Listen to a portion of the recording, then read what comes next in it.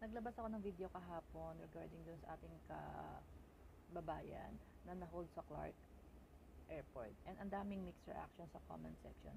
Maraming nagsasabi na baka nagkamali lang, and maraming nagsasabi na hindi siya tourist sa Dubai, siya daw ay OFW. So ngayon po, ang video ko kahapon ay nag-base po ako doon sa declaration form na siya mismo ang nag-fill out, siya mismo ang pumirma, may signature niya. So, hindi ko kilala si ate, hindi ko alam kung OFW siya or hindi. So, yung reaction ko kahapon, base doon sa declaration form niya na siya mismo ang nag-fill out at nag-sign. So, ngayon, pag-usapan po natin punto per punto po. Unang-una, OFW pala siya.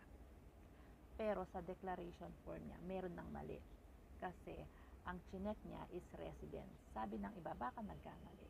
Or hindi ko alam kung ba nagkamali or hindi niya naintindihan yung form. Dalawa lang po yan. Isang yes, kung ikaw ang type of traveler mo, it's either OFW, tourist. Okay? OFW, tourist, residence. So, ang chinek niya is resident. So, it means returning resident siya. Kaya ang ipinatapo na batas sa kanya is yung 10,000 na lamang, 10,000 pesos na allowed siya. Pangalawa, sa declaration form niya, sinabi niya wala siyang cellphone, na bagong cellphone.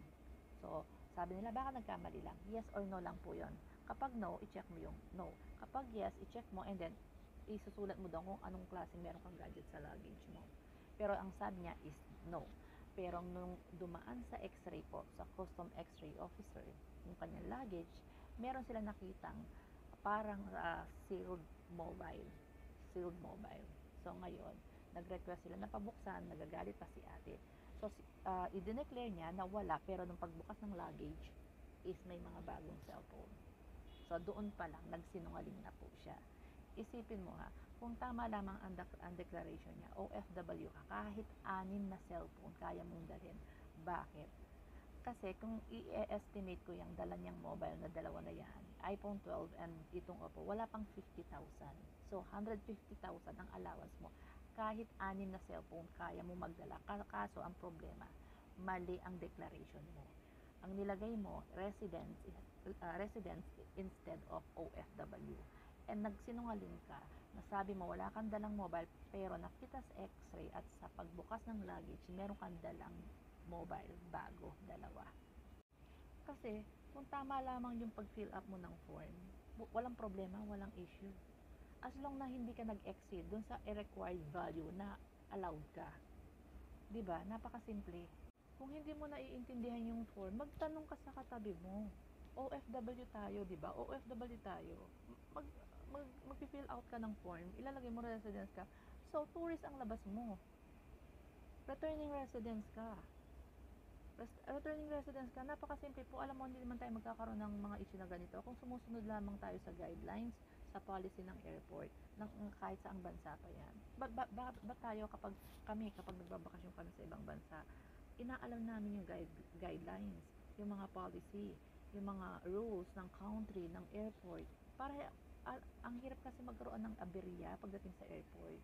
Diba? Sa ibang bansa nga, ang ingat-ingat natin. Ay, pwede ba tayo magdala ng perfume? Ay, pwede ba tayo, ano kaya kasyang pwede natin dalhin? Ito, sariling nating bansa, hindi ba dapat aware din tayo? Dapat lagi tayong updated kasi lalo nga nilang pinahigpit.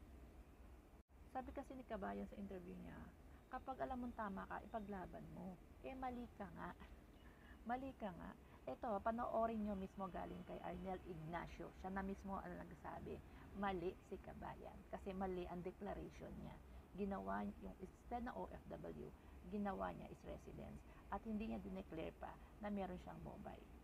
So, kaya ang ipinataw sa kanya is yung pang residence, hindi yung batas pang OFW. Ito po.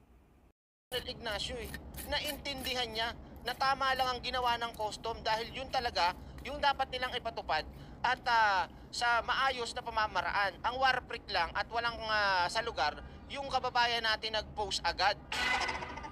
Biruin nyo na payagan na nga siyang makaalis, pinagbigyan na nga siya dun sa ginawa niyang katarantaduan o mali, misdeclaration, hindi ba?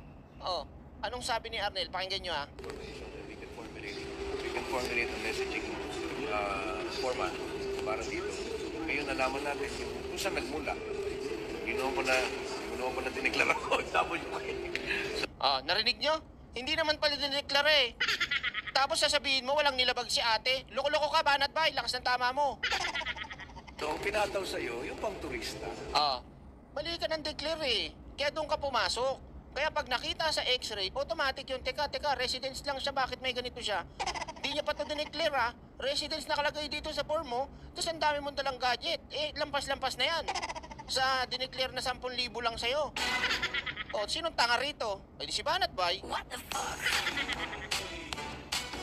What the fuck? Ano pa po, Mr. Arnel Ignacio? Kung nabanggit mo na OFW ka, ang ilalapat sa'yo, yung 150. Liwanag, di ba? Bro Tags, maraming salamat. Ang liwanag. Hindi mo nga sinigaw pala yung OFW. Ang binigay sa'yo, ang nilapat sa'yo yung batas, yung pang hindi OFW. So, that's a clearing. Maliwanag. Ano ka, Banat Bay? What the fuck?